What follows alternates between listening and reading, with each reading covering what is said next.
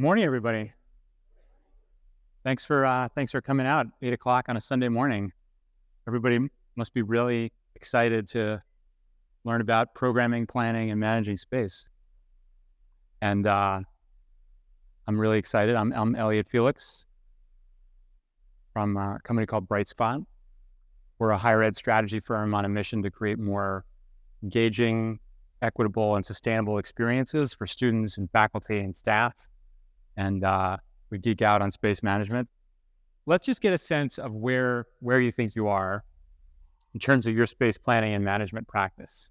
So we've got some folks that are putting out fires. We've got others that are starting to get ahead of the issues. Some folks with well-defined processes and tools. Nobody feels like they're crushing it quite yet, that they're continuously optimizing their space. But that's okay. You'll get there. As you're thinking about this kind of like maturity model of your space practice, this is something from Plan On that is kind of a useful reference. Thinking about these stages, I've kind of paraphrased, right?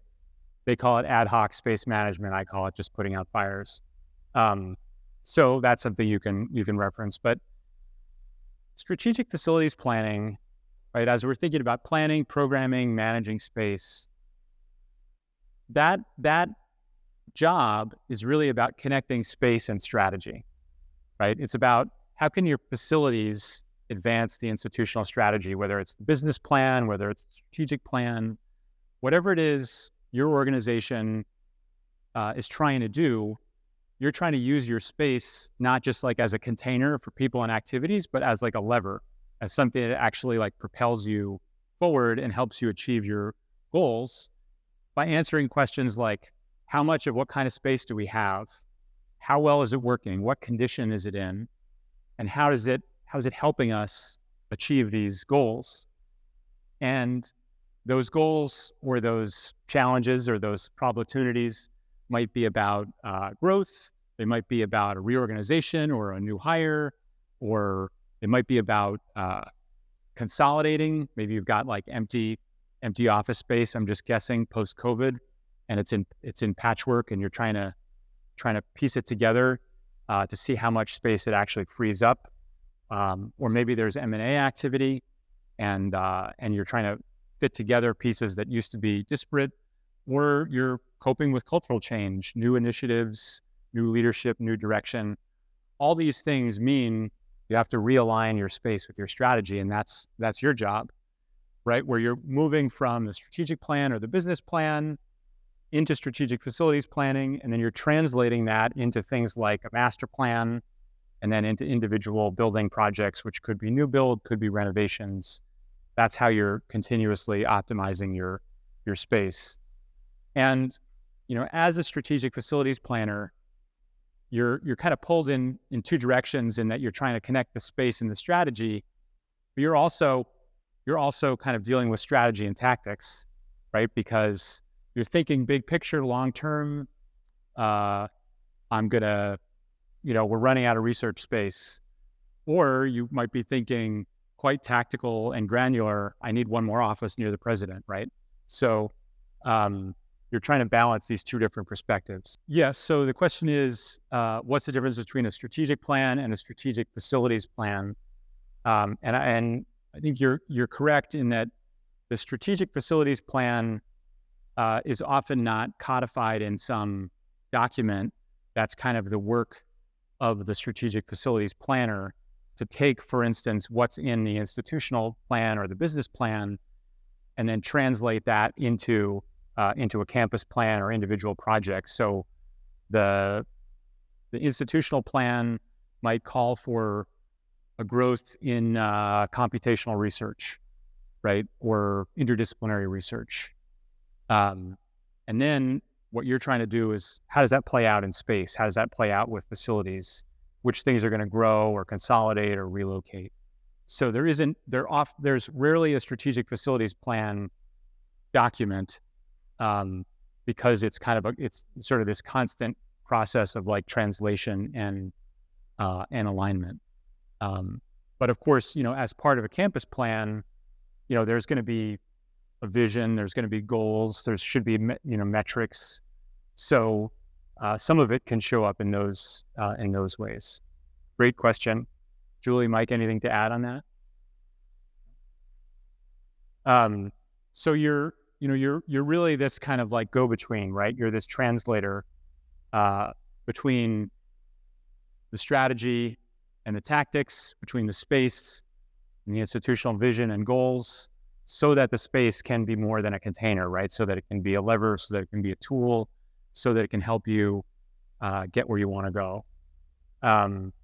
And so on the strategy side, maybe you're thinking 3 years out, you're thinking about growth in computational research or interdisciplinary research or enrollment, partnerships, pipeline.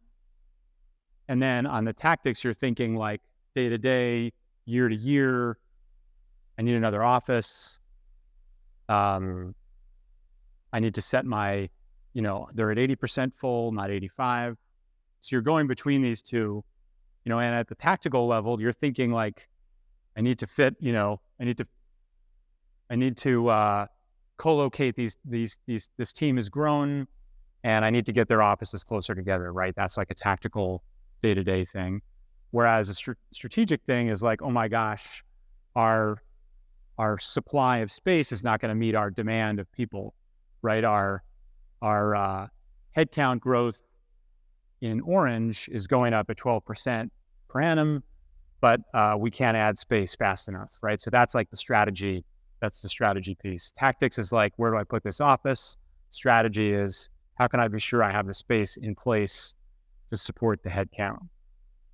And you can think of that as kind of meeting, in addition to like translating between space and strategy and tactics, or the kind of long-term, short-term, there's also a kind of a translation between supply and demand, right? So the program, that's like how many people, what they're doing, that's like the demand side, right?